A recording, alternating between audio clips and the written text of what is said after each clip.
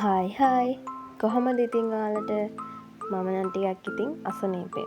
මගේ කටහඬත් එච්චර අද සෙට් නෑ. මොකද මේ ඊයේ ඇවිදින්න ගිහින් අද හොඳටම හැඹිරිසා. අපි ඉතින් මාතර ගියා මුලින්ම. රසම රස කෑම කඩේකින් පරාටයි බිත්තර රොටි කන්න. බලමුකෝ.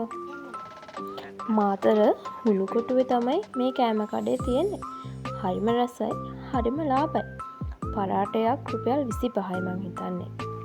අපි දෙන්න පරාට 10යි බිත්තර රොටි 2යි ඕඩර් කරා.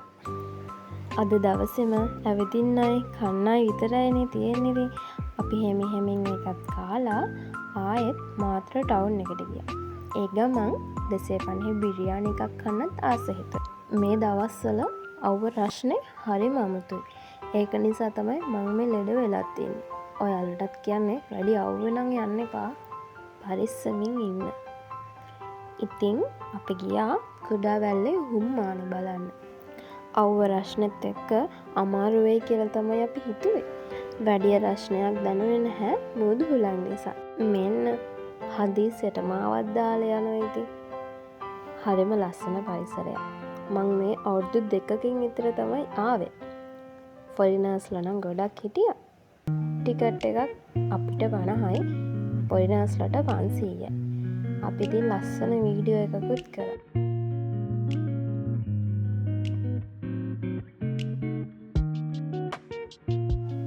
ඔන්න ඉතින් උඩට යන්න තමයි මේ හදන්නේ අපි දෙන්න. මුහුද කියන්නේ ඉතින් ජීවිතේ වගේ. ගෙදර ඉන්න කාලේ මුහුදේ හඬ පැය 24ම ඇහෙනවා. ඔන්න ඉතින් හුම්මානෙට ආවා. ඒ වෙලාවේ නම් රළ තිබුණේ නැහැ. මුහුද වලාලයි. ඒ කියන්නේ රළ අඩුයි. අපි දෙන්න තව ටිකක් හඳ උඩට නැග්ගා. හුලං නම් හරිම සැරයි.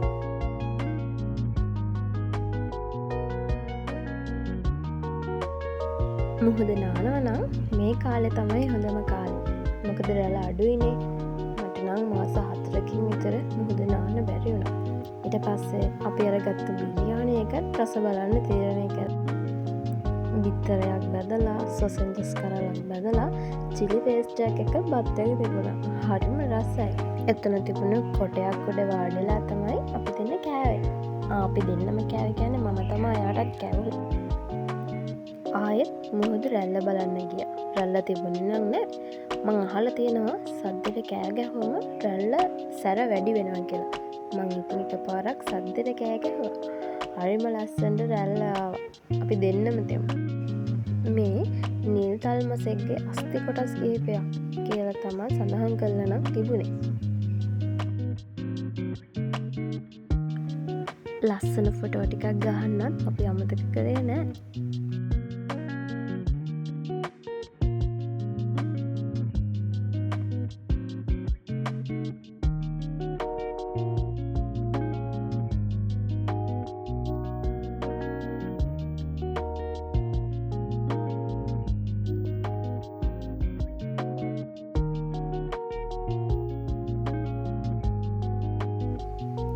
අපිට යාළුවෙකුත් හම්බුණා. එයා අපිත් එක්කම හිටියේ.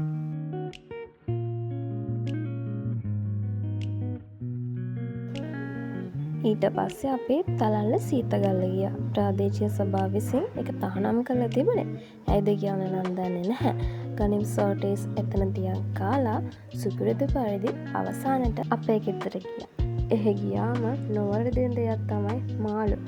ඉතින් මාළුත් අරන් අපි ගෙදර බලා පේමන් කරා. දවස